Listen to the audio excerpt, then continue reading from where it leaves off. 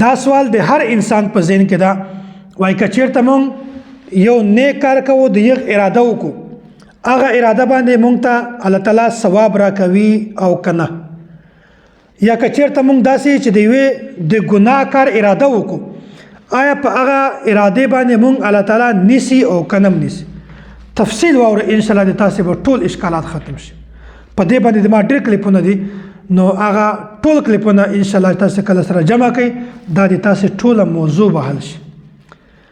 دې باره کې الله تعالی یو اصول بیان کړی ده اصول دا بیان کړی ده وایي چې کله د یو انسان په زړه کې د یوې ګناه خیال پیدا شي بیا هغه نه بعد د ده په زړه کې شوق پیدا شي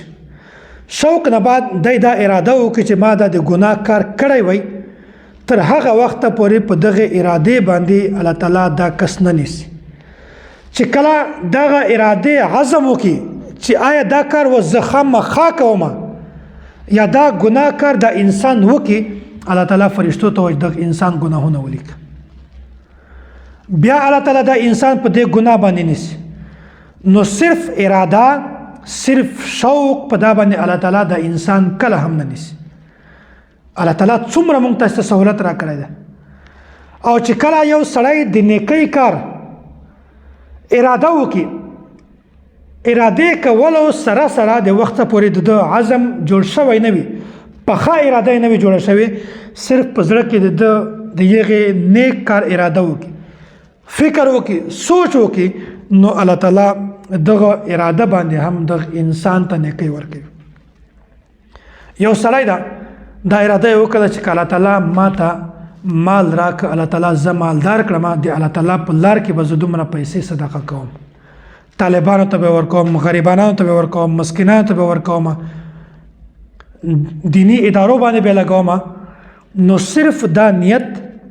دا اراده چې کومه ده په دې باندې هم الله تعالی ثوابونه ورکوي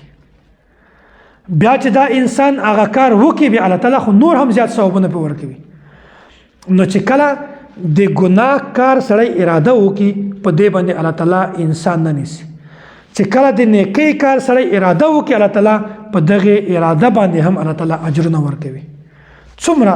زبردست الله تعالی اصول بیان کړی دا ډېر زیات احادیث خو ما تاسو ته صرف خلاصه اصول بیان کا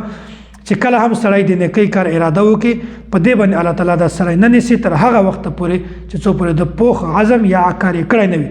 چې کله هغه کار وکړي بیا الله تعالی عکس نیسي او چې کله یو انسان د نیکۍ اراده وکړي الله تعالی د هغې ارادې په وجه باندې هم دته نیکۍ ورکوي داسې که یو کس په زړه کې دغه شوق پیدا شي چې که ما ته موقع میلاو شوله زه به د الله تعالی په لار کې د کافرانو سره زه جنگ کوم او چې کله الله تعالی ما ته دا توفیق راکړي نو زه به د دې ته ورځم د دې مقابله به کوم او الله تعالی ما ته د شهادت والمنصب را نصیب کړي